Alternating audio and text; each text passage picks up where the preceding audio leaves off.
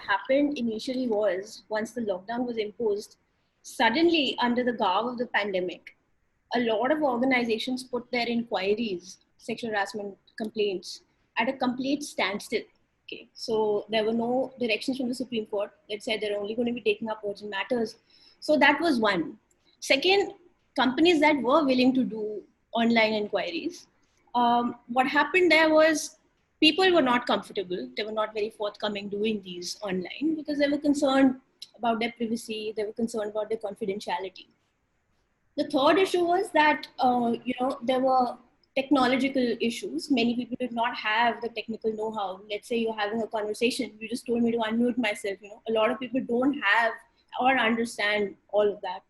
And then, there were certain respondents in complaints who said, okay, we don't want to go ahead with this inquiry because it is in their interest to somewhat delay the proceedings.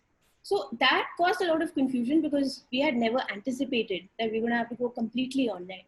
Evidence had to be taken online. What do you do about that? How do you hold cross-examinations online? So certainly there were new questions, that were brought up.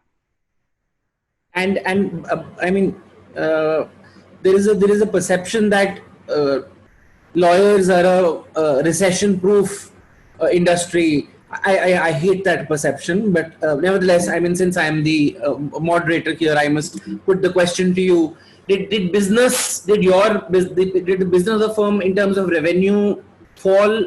Did it rise? Was there a lot more? I mean, how did that?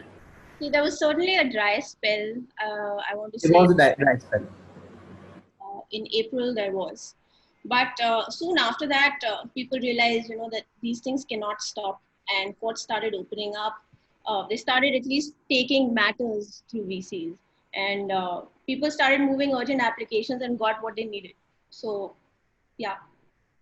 Okay, and you've written about sexual harassment proceeding money, and I remember reading, and I think you've mentioned it in your essay also, that I mean, the lockdown happens, more people stay at home for longer durations, and suddenly violence against women, domestic violence against women spikes, right?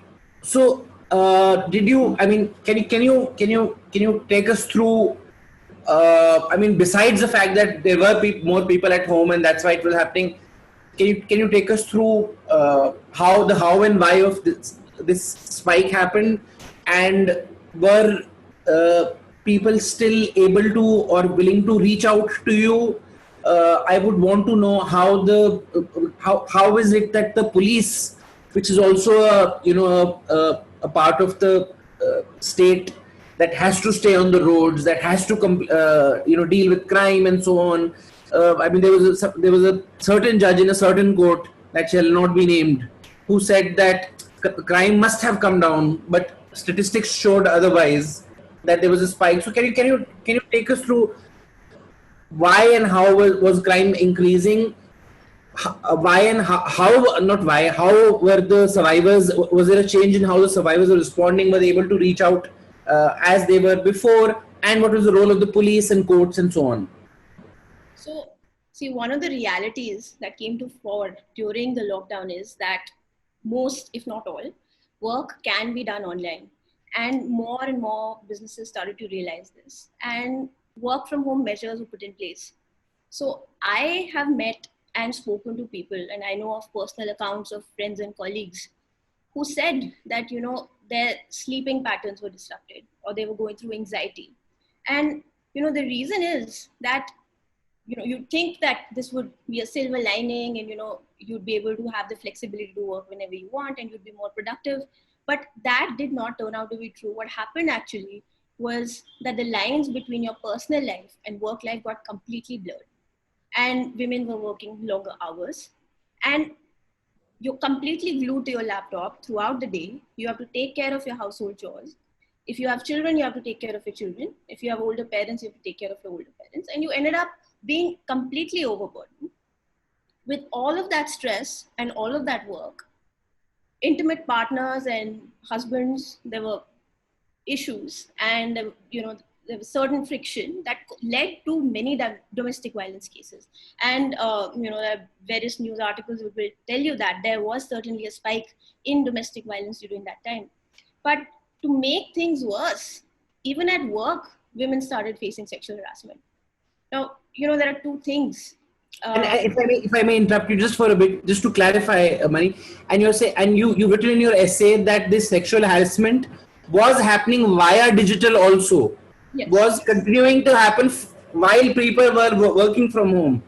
Yeah, so typically the perception would be that, sexual harassment at workplace can only be in a physical form, but that's not true. It's a myth, right? So one thing is that it's not just physical. It can be verbal, it can be non-verbal, it may be in the form of gestures, right? And the second thing is that the legislation, which is the Prevention of Sexual Harassment Act, often known as the POSH Act, it recognizes the concept of an extended workplace, which means that even if you're working through an extension of work or your home or a cafe, it would still amount to sexual harassment if somebody is harassing you through digital media or in person if you are outside of work too, right? So in that sense, sexual harassment did increase, sexual harassment at work did increase. It put a lot of pressure on women in general because they were already dealing with a disproportionate burden of household duties. And even sexual harassment might range from, what women don't realize is, they're used to saying, okay, aisa to hota hi hai, right? This is something that you're meant to deal with if you're at work. Men just say these things. So women end up brushing off these things as something mild or casual flirtation.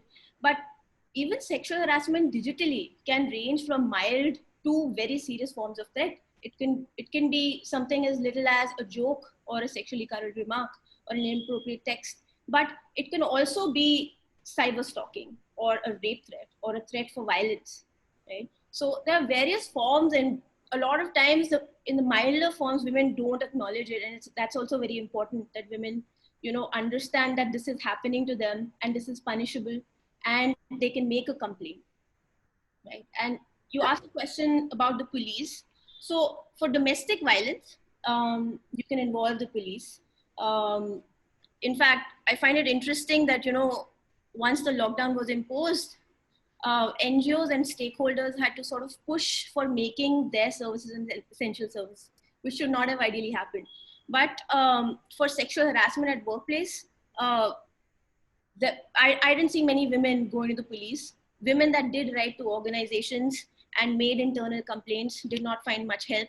In fact, I know of someone who was terminated during the lockdown just because, it was the timing was such. She could say that, poor performance, I've raised a complaint, not good for business. So this is because it was easy to criticize performance during the lockdown or during the pandemic. And I mean, in fact, even I just like to add here, even I have seen this.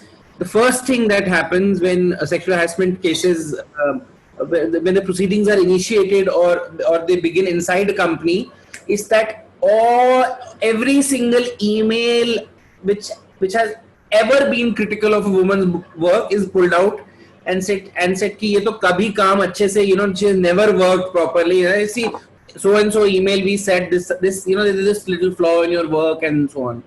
So you're saying it's quite interesting that NGOs had to push to be, NGOs had to remind the state that listen, we are essential.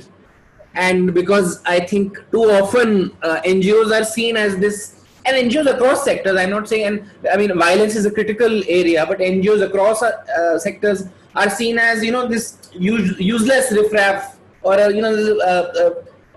icing on the cake, or if they exist it's fine, if they don't exist it's still fine. But like you're pointing out, sometimes, especially in time of crisis like this, NGOs can supplement police forces. In fact, help.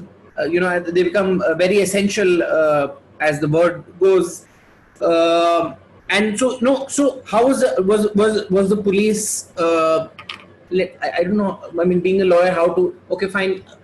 Was the police the same as it was before the pandemic, or was there a diminishing, or was there any?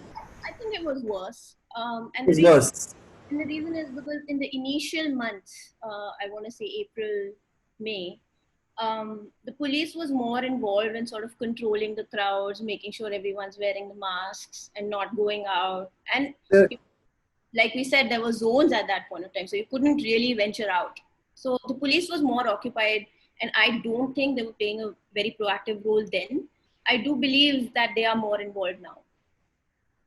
Okay.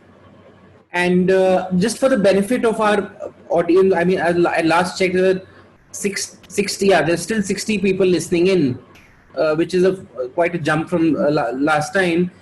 For the benefit of our viewers, Mani, if you're comfortable, could you, because I think a lot of people must be thinking, अरे digital में कैसे harassment हो सकता है, वो harassment तो office में आएंगे ही नहीं तो कैसे harassment होगा, you know, how will harassment happen if the person hasn't come there?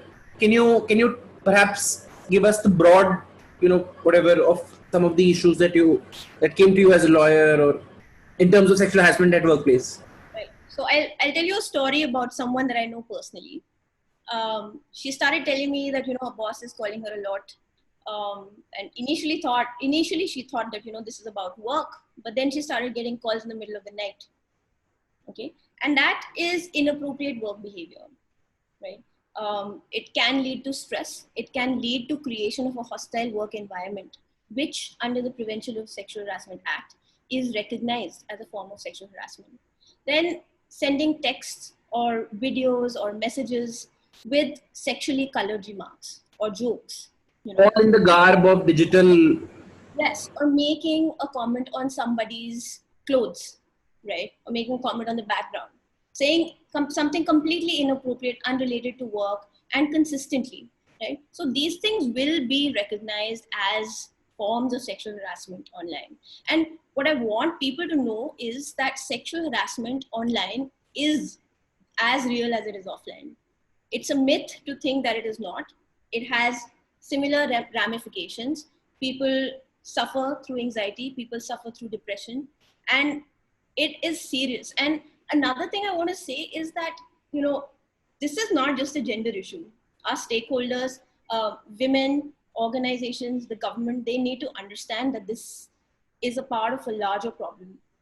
It affects businesses, it affects the economic growth, and there is overwhelming evidence that if women at work are happy and they are being productive, it can lead to phenomenal growth for any organization. So I think in that sense also it affects our economy at large. So it's not to be seen just as a gender issue. So you're saying, so you're basically saying, you know, if you're not going to stop harassing women because it's wrong to do it, just do it for the economy at least. Stop. So, I mean, wow. I mean, a lot of things change, but I guess the one thing that will not change is sexual harassment and violence. That is perhaps truly recession-proof, pandemic-proof, all proof, you know, safe in all respects.